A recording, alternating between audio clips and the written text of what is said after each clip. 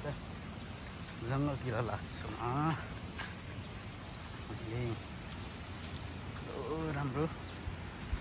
चरा टमाटर रहेछ ल तपाईँहरूलाई रम्बुतान देख्नुपर्छ रम्बुतान चाहिँ यस्तो हुन्छ यो चाहिँ केही यहीँ चाहिँ फलिरहेको रहेछ होइन रम्म गरेर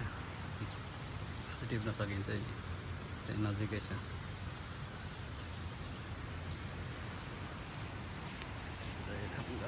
हरियाली सररा भने जस्तो चाहिँ मलाई चाहिँ एकदम राम्रो लाग्यो ठाउँ चाहिँ होइन